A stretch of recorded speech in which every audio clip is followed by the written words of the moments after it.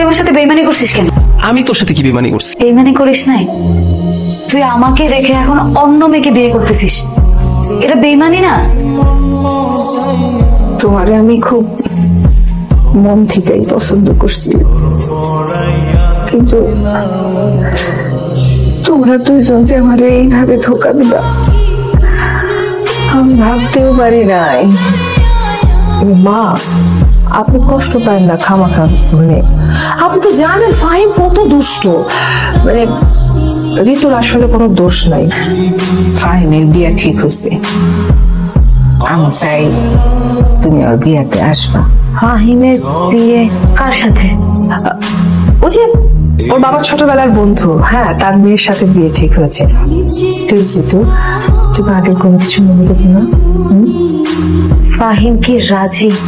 হ্যাঁ, মানে ও নিজেই তো ঢাকায় গিয়ে মেয়েটার সাথে কথাবার্তা বলে ওদের একটা সুন্দর সম্পর্ক হয়েছে। তো ওরাই আমাদেরকে জানালো যে ওরা আবার নতুন করে বিয়েটা করার জন্য প্রস্তুত। ঋতু, ঋতু মা, ঋতু তুমি হঠাৎ আনমনে হয়ে গেলে যে, কিছু ভাবছো? না না, কই না তো, আমি তো ঠিক আছি। আর আমি কি ভাববো বলো? ফাহিম, তুমি বিয়েতে মন থেকে রাজি হয়েছো তো, নাকি শুধুমাত্র দুই পরিবার সম্পর্ক ঠিক রাখার জন্য রাজি হয়েছো? দুই পরিবারের সম্পর্ক টিকিয়ে রাখার জন্য আমি রাজি হয়েছি, এটা যেমন সত্যি ঠিক তেমনি এটাও সত্যি যে আমি তোমাকে ভালোবাসি। সত্যি তুমি আমাকে মন থেকে ভালোবাসো? সত্যি। তুই আমার সাথে বেইমানি করছিস কেন? কি?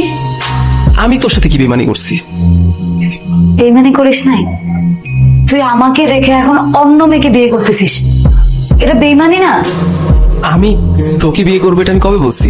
মানে এমন কমিটমেন্ট আমি তোকে কবে দিচ্ছি?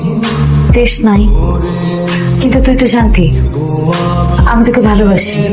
মোটেও না, আমি কখনোই জানতাম না যে তুই আমার ভালোবাসিস। দেখ ফাহিম, না জানার ভান করিস না, সবকিছুই জেনে বুঝে আমাকে এতদিন ওয়েট করাইছিস। কখনো না, তুই আমার বন্ধু। ফাহিম, তুই প্লিজ বিয়েটা ভেঙে দে, তারপর তুই আমাকে বিয়ে কর। আরে না, অসম্ভব।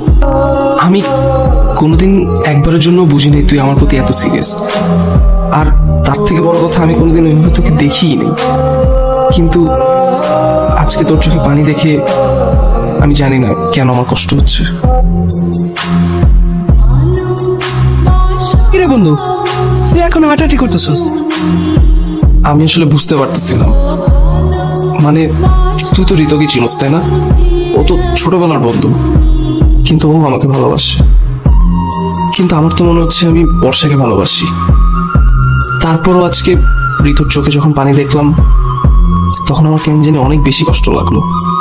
আমি বুঝতেছি না আমি কি আসলে বর্ষাকে ভালোবাসি, আর ওকে বিয়ে করাটা কি ঠিক হইতেছে?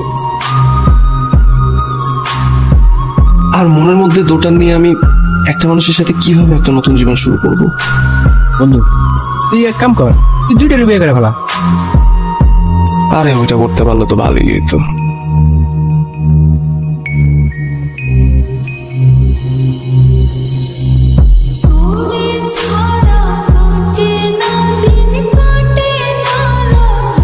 প্রিয় ঋতু, প্রিয় বর্ষা, আমি জানি তুমি আমাকে অনেক ভালোবাসো, আমিও তোমাকে অনেক ভালোবাসি। তোমাকে বিয়ে করতে আমার কোনো আপত্তি নেই, কিন্তু আমার ক্যারিয়ার নিয়ে অনেক সিরিয়াস, তাই তোমাকে নিয়ে আপাতত সিরিয়াস হতে পারতেছি না।